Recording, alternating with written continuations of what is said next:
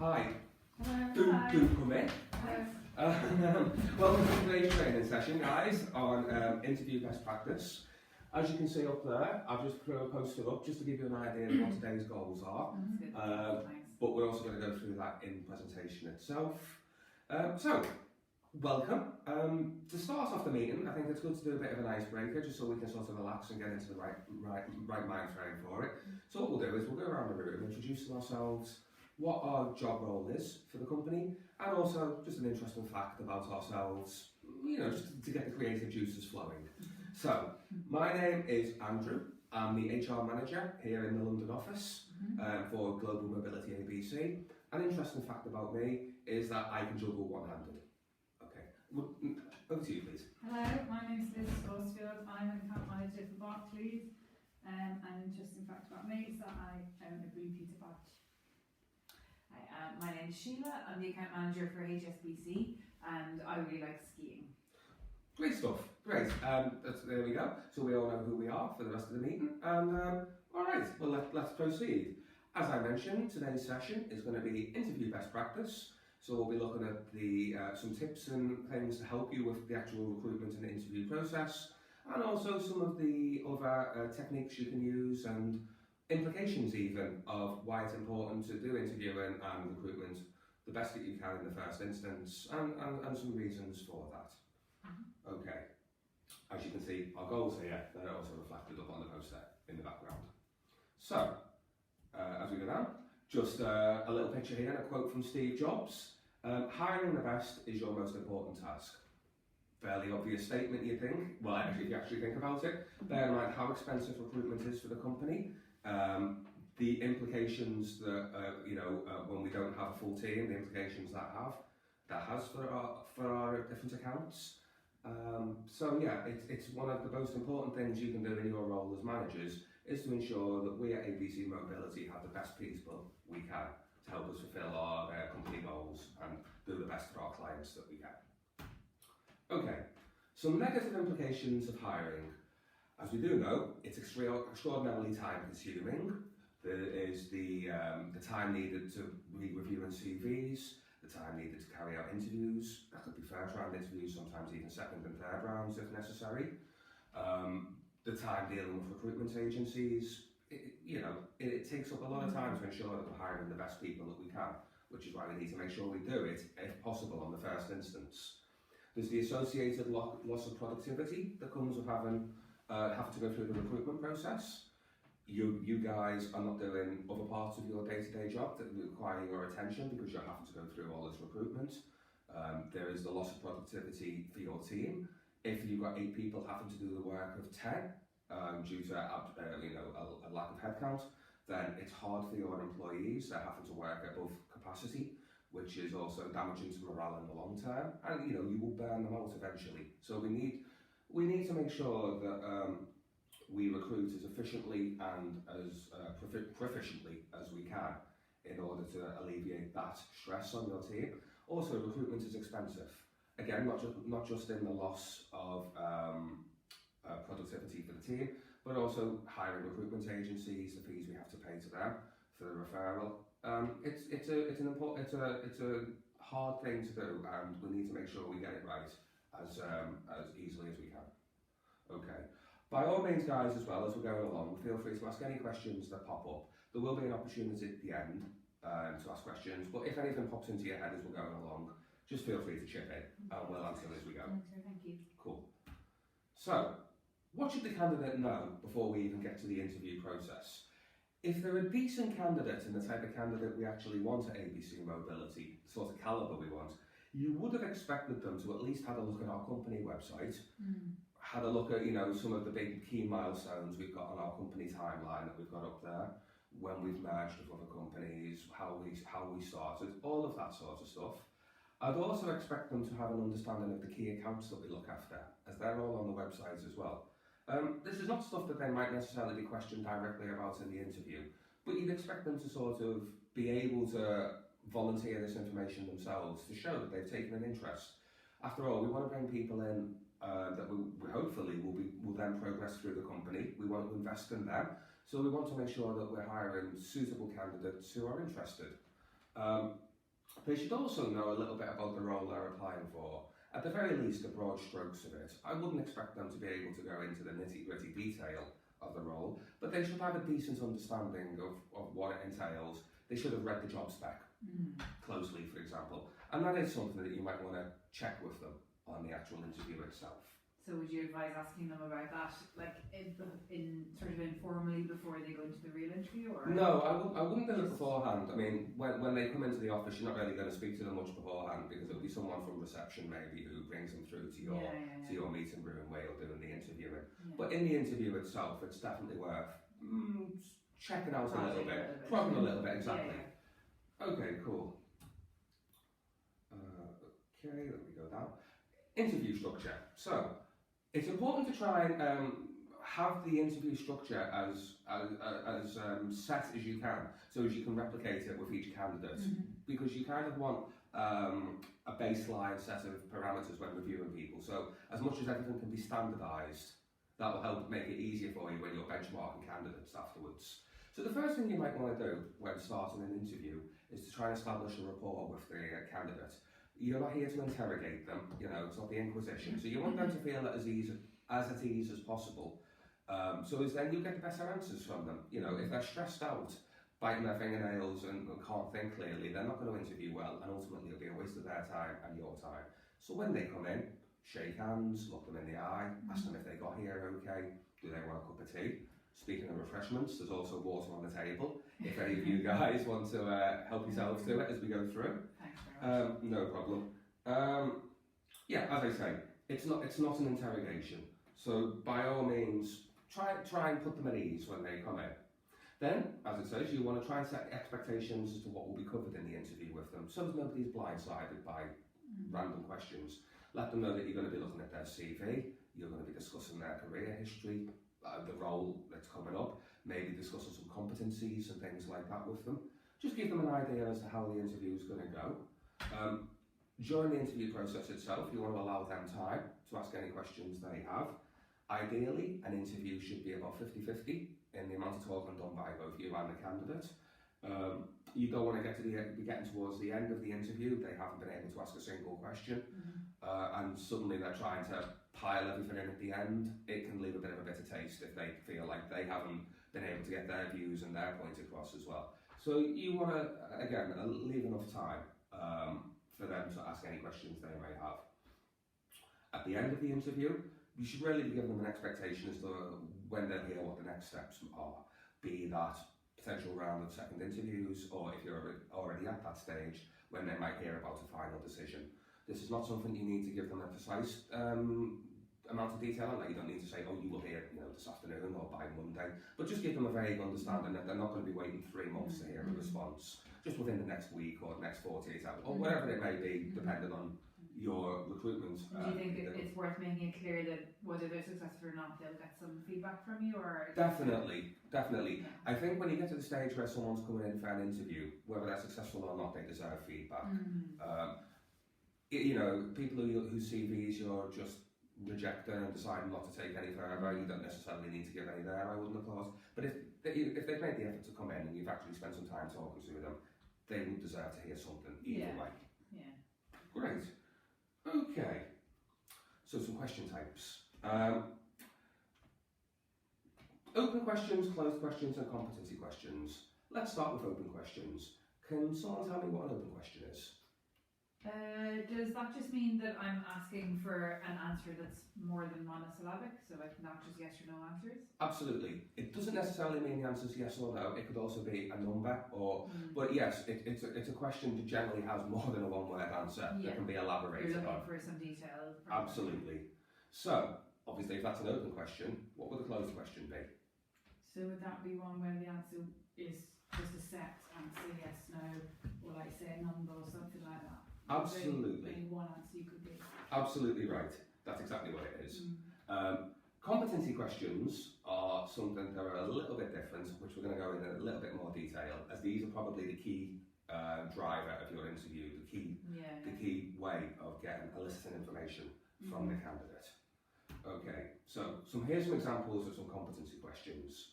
As you can see, tell me about the time you did X. talking through a situation when. What we use to sort of to work our way through competency questions with people is something called the STAR technique.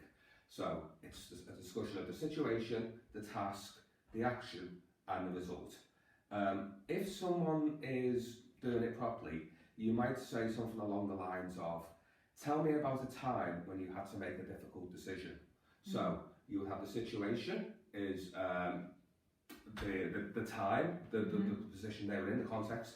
The task would be making the difficult decision. If they were answering it effectively, they'd tell you what the action was, what decision it was they made, and also what the final result, how that played out, if they're answering it well. To help you with this, we've got a couple of handouts here, which just sort of you can make notes on as we go along. Oh yeah, That- that's really helpful, thank you. No worries. It's just an explanation of what the STAR technique is itself. So let's move on a little bit. Apart from the STAR technique, we also have question tunneling, the funnel approach, sorry, which if you turn your handout over, you'll also see a little bit on there, Oh yeah. which explains the funnel approach to questioning. So this also plays into the competency part, where it's literally, it is a funnel. You start with an open-ended question, as we discussed, possibly using the STAR technique, and then you funnel down to drill down into more detail on what their response was. So you ask the open-ended question at the start. For example, like we said, tell me about a time when you had to make a really difficult decision. They tell you the answer. You then go in a little bit more. Well, why did you have to do that? What was the reason behind it? Or how did you make this decision? And then you keep drilling down, and then you generally get more closed questions. So closed answers at the end as you're drilling down into the detail. So an example might be, when did you go above and beyond for a customer in any sort of, when did you go above and beyond a customer? And then you, as I say, you would drill down a little bit into the detail on that one. Okay. Competency questions, let's carry on, sorry. They should be relevant to the level of the candidate. So, for example, you're not going to ask someone coming in a junior admin role what experience they've got of man managing.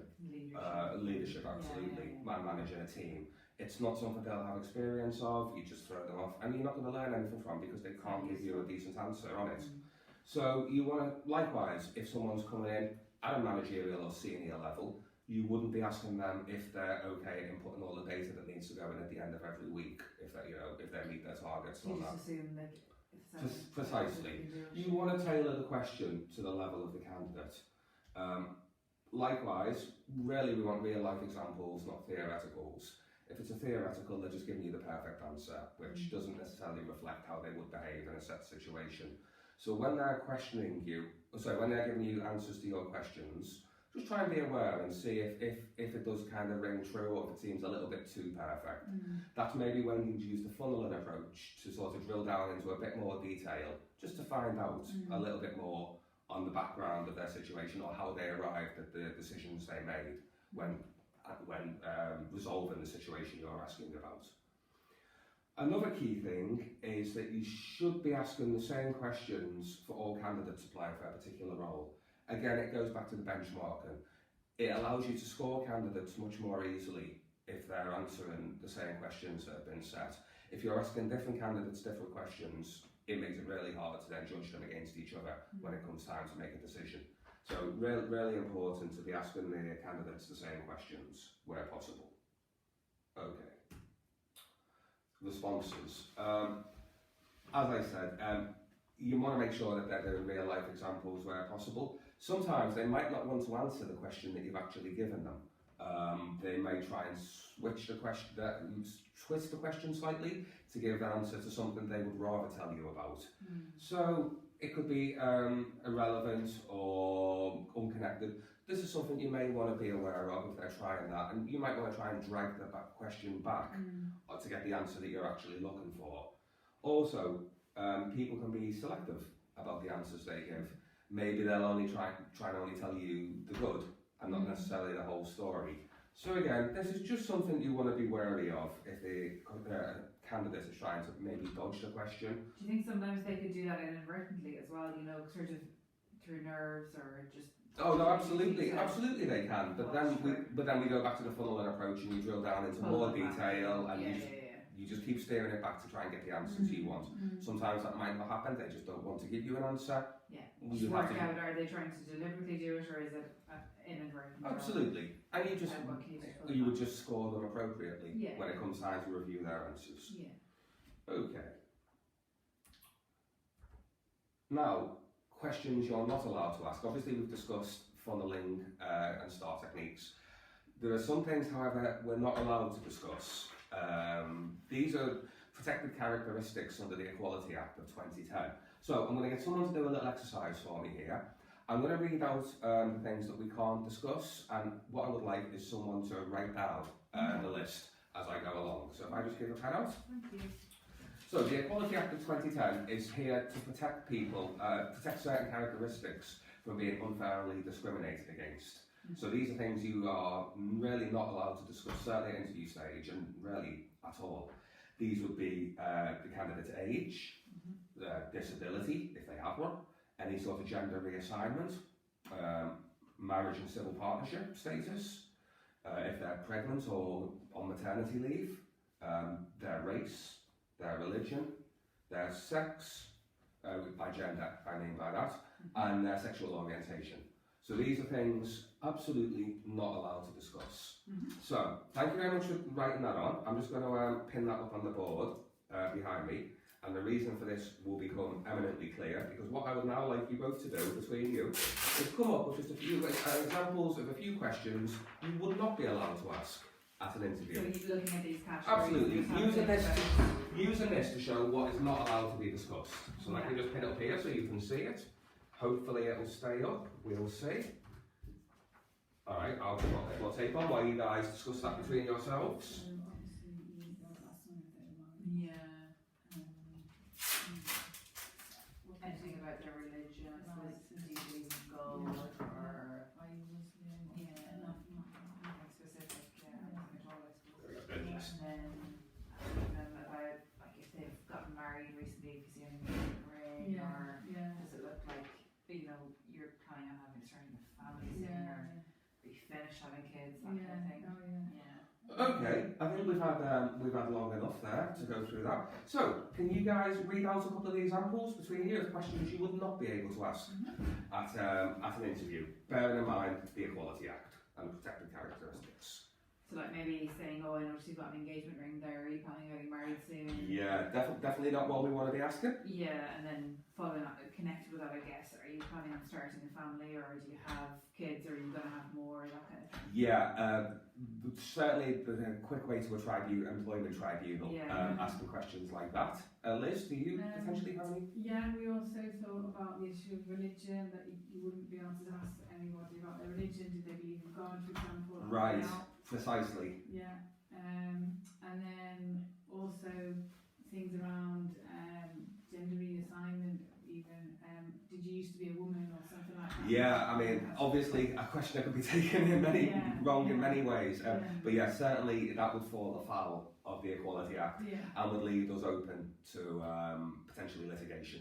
So certainly not something we want to go down, so better to just steer clear of these entirely. Fantastic. Well, thanks guys for your participation in that task. Do you think it's wise to not ask any personal questions at all, or does you have to be, I mean, are there some things that are okay to speak? I leave that to your judgment, but Yeah, if it touches on any of these parts of the Equality Act, just forbidden. avoid it, Mm. yeah. you know, I mean, you can ask a question like, are you planning on going on, you know, have you been on holiday or things, something like that, innocuous certainly, but anything that goes on any part of this is forbidden, basically. Okay. Fab. Okay. At the end of the interview then, this is kind of what we would expect to know from the candidate. Obviously the bit about the CV, whether they have the capability for the role. I'm assuming if they've already got them to interview stage, the CV initially showed that was the case. However, sometimes CVs can be padded a little bit. So hopefully you've had a bit chance to drill down into the CV with the candidate and see that it does adequately and accurately reflect their actual skill set, experience, things like that. You'd want to assess their motivation to take the role on itself. As I mentioned before, we like to bring candidates in at a more junior level and then promote from within wherever possible. We really like to invest in our workforce and bring them right through their career cycle with us. So you need people who are motivated and willing and to invest their time and loyalty with us, like we will be with them. Their attitude plays into this as well. For their attitude, you know, did they dress appropriately? Were they on time? I've had it myself before where candidates have turned up late to the interview without alerting me that they're late. I've refused to interview them. If they're not showing me the respect by being there at an appropriate time that's been agreed, well, what does that bode? You know, that doesn't bode well for their future career with us. I understand that sometimes things happen, people get stuck in traffic.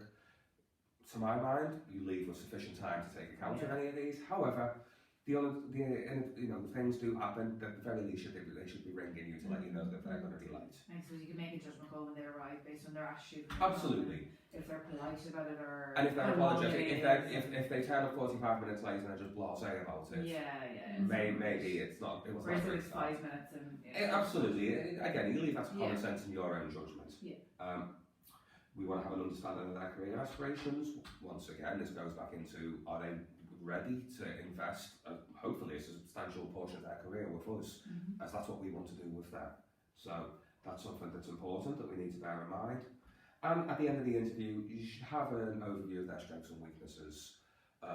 What appear to be weaknesses at the start might not always prove to be that way, and maybe are not major problems and things that we could rectify with training.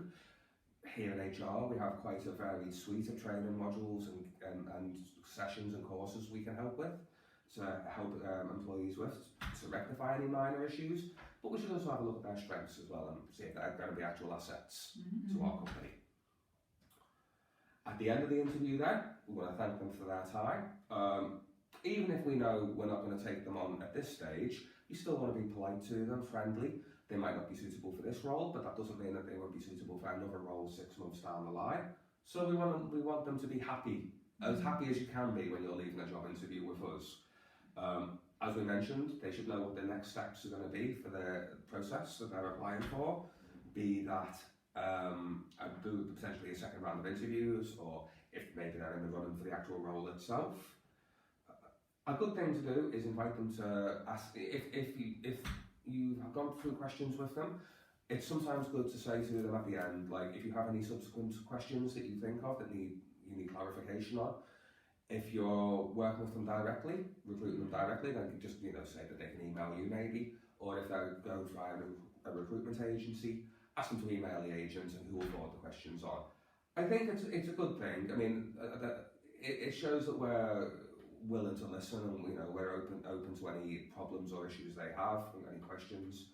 And it's often the way that when you leave an interview, you suddenly think of something that you wish you'd asked.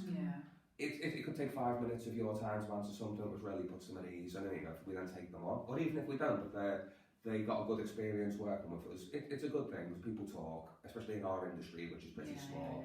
We don't want to get a bad reputation. And I suppose it gives us a chance to understand how well or not we're covering everything in the interview too, so in the future we can change. Perfect, absolutely. And like I said, we want to end on good terms, just to protect our company reputation, and also just to be ethical and civil. There's no point ending on bad terms. Nothing is achieved by it at all. It's a difficult thing as to come for an interview, so so if we can make it as easy as possible. Absolutely. So some do's and don'ts for before the interview. Arrive on time. This applies to you guys as well as the candidate. If they're arriving on time, so should you be, really. We would want you to have read the CV prior to the interview. It just looks professional. If you're having to read it for the first time while you're in there with them, it just doesn't look good. As I mentioned, we want them to feel relaxed so you can get the best answers you can. Maintain eye contact, which is just a politeness thing, really. And again, goes into putting them at ease. Make sure you have our phone switched off. I know how sometimes we're quite busy and there's an urge to be checking emails as you're going along. We don't really want you looking at your phone while you're interviewing them. It shows a lack of respect. And I know we're all busy. We can put half an hour aside. We're just going to lose the potential to get the most out of them, aren't we? Absolutely. Show interest in the candidate. You know, we want them, as if there's someone we take on, we want them to show that we're interested, we care, because we want them to, we're investing in them, we want them to invest in us. Ensure that the role is explained. They will have already had the job description, but it doesn't hurt to go over the role a little bit in a little bit more detail with them. Give them a bit more of the flavour as to what will be involved rather than just the basic stuff in the job spec. And answer any questions they have where possible. You know, they may ask some things which you can't answer, but where you can answer. And if they ask a question that you don't have the answer for straight away, just say that you'll email it over afterwards. They may ask about holiday entitlements or salary bands or something. You might not have that information straight to hand. Just let them know afterwards that you'll send an email over to them. Okay. Some don'ts. As I said, leave insufficient time to cover all the questions. You want to structure your interview so that all of the key points can be covered. It's not a major issue from our side if your interview is running over a little bit, but it's something we'd rather avoid where possible.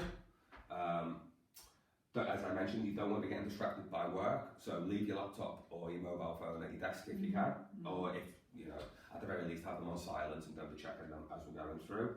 Again, I want you to be conscious of the time that you're going through and you know, the interview's taken, but don't be looking at your watch every 2 minutes. Again, it just gives a bad impression. It looks like you're bored, lack of engagement. It doesn't look good. They're not going to necessarily understand what you're doing or what you're... Precisely, you might be thinking, oh, I've got a meeting in 20 minutes, but they might just be thinking, oh, he's bored stiff of what I'm saying. Try not to speak too little. As I mentioned, it should be 50-50. Of course, speaking too little, also try not to speak too much.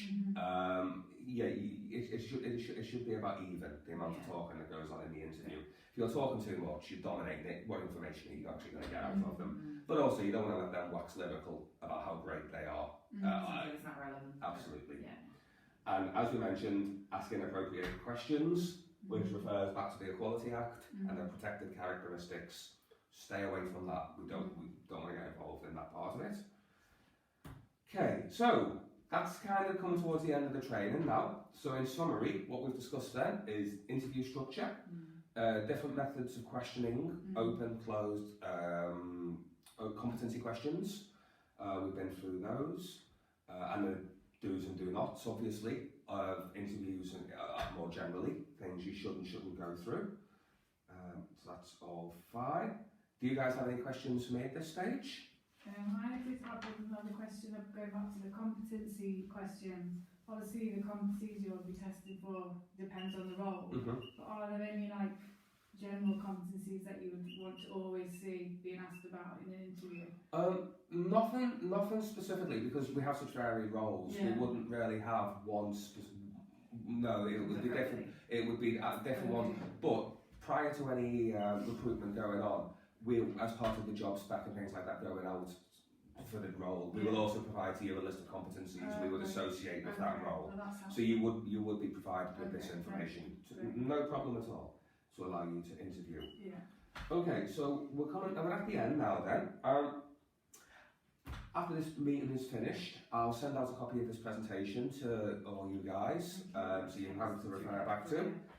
As you know where I sit in the office, if you have any questions, by all means feel free to swing by my desk. Any follow-up questions?